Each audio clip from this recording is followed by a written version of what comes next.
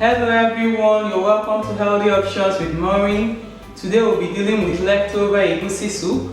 Last week we dealt with leftover black-eyed peas.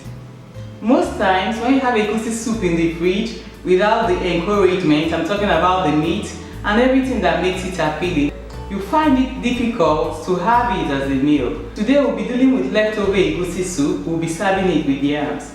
Come with me as we make this.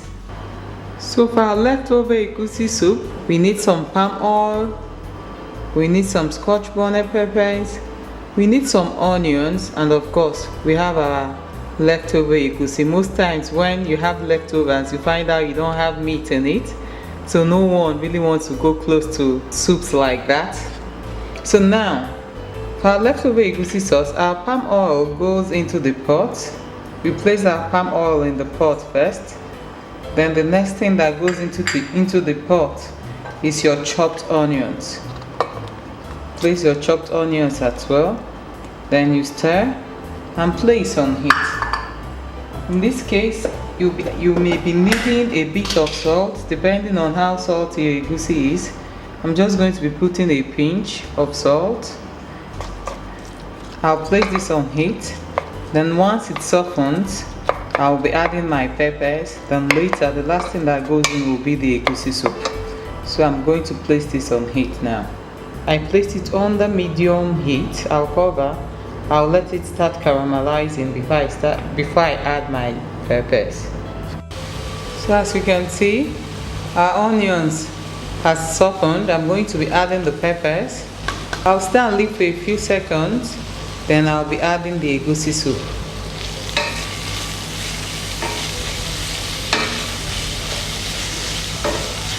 So the last thing that goes in now is the egusi sauce. I'm going to stir.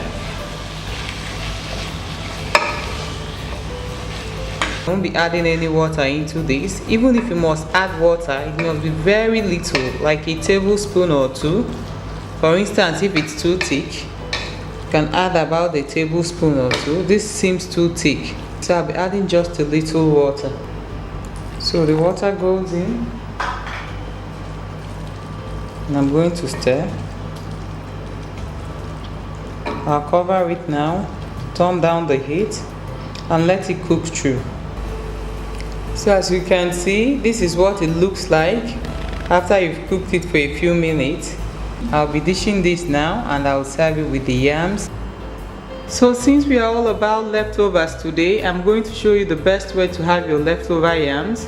And since I'm not a fan of the microwave, the best way and the most enjoyable way I usually have my leftover yams is to place it on a very lightly greased pan. As you can see, this pan is lightly greased. I'm going to place my yams on the pan. And then when I'm done, I'll place it at the base of the oven and give it just a few minutes to heat up. It usually turns out really nice. If you know the taste of roasted yams, that's what it gives you. So I'm going to place this in the oven and we'll be serving this with our leftover egusi sauce. So as you can see, it's at the base of the oven at the highest temperature. It cooks for just a couple of minutes and I'll come back and show you what I serve it with. So I just got the yams out of the oven and this is what it looks like. The base is a bit golden brown, white crunchy, it's warmed through. So usually I have this with my egusi soup whenever I have leftover yams, or I can boil yam if I don't have leftover yams. I can just boil white yams.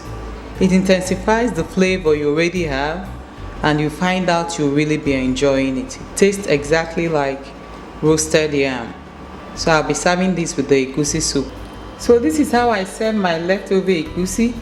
I usually serve it with the yams. There are leftover yams as well, tossed on the oven like you saw. I hope you give this a try and let us know what your take is on it. Thank you.